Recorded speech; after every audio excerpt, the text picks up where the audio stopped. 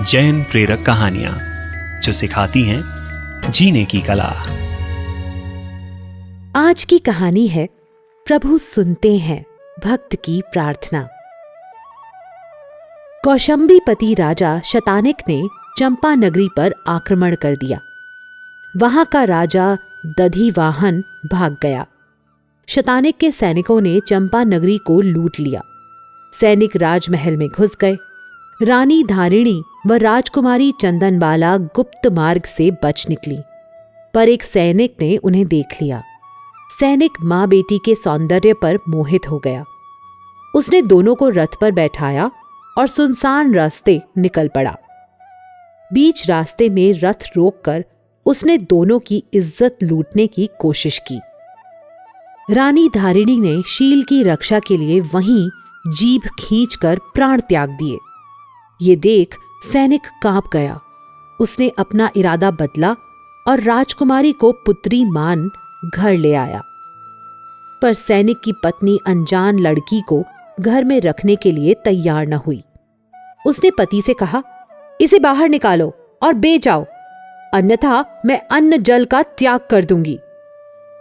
विवश होकर सैनिक ने एक हाट में राजकुमारी की बोली लगाई और धन्ना सार्थवाह नामक सेठ ने राजकुमारी को खरीद लिया।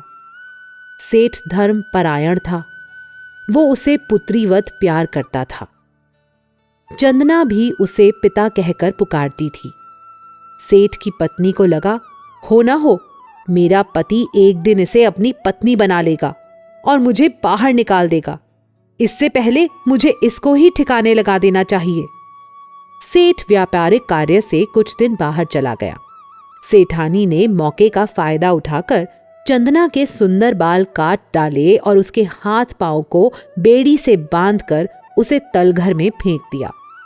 भूखी प्यासी और बेहाल अवस्था में भी चंदना ने धैर्य न खोया और प्रभु स्मरण में लीन रही। सेठ वापस आया तो घर पर ताला था। उसने चंदना को आवाज दी। तलघर में हल्के से चंदना की आवाज आई। सेठ पास वाले घर से अपने घर में उतरा। चंदना की स्थिति देखकर वो तो कांप गया। उसने चंदना को खाने के लिए उड़द के बाकुले दिए और लुहार को बुलाकर लाने की बात कहकर चला गया। चंदना ने सोचा, मैं 3 दिन से भूखी हूं। कोई अतिथि, कोई महाश्रमण आ जाए तो उन्हें खिलाने के बाद ही तपस्या पूर्ण करूं।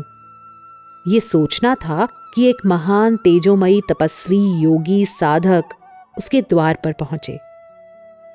उन्हें देख चंदना हर्ष के मारे उछल पड़ी, क्योंकि वे और कोई नहीं, अनुत्तर योगी पुरुष महावीर थे। वो अपना सारा दुख भूल गई और उन्हें उड़द बाकुले देने आगे बढ़ी कि पता नहीं क्या हुआ, महावीर बिना बाकुले लिए वापस चले गए। चंदना इसे सहन न कर पाई।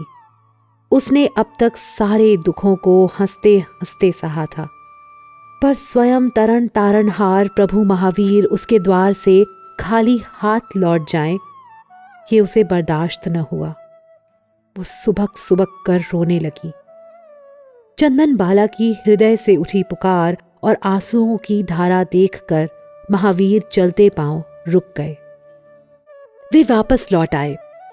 उन्होंने चंदना से उड़द बाकुले क्या लिए, उसके सारे दुख को अपनी झोली में डाल दिया और कहा, जहां ऐसी तितीक्षा और समर्पण होता है, वहां महावीर को ही नहीं, दुनिया के हर भगवान को प्रकट होना पड़ता है। परमात्मा की आज्ञा के विरुद्ध कुछ भी कहा हो तो मिच्छामि दुक्कडम। जैनम जयतु शासनम। और जैन प्रेरक कहानियां सुनने के लिए जुड़े रहिए पार्श्वनाथ मीडिया के साथ।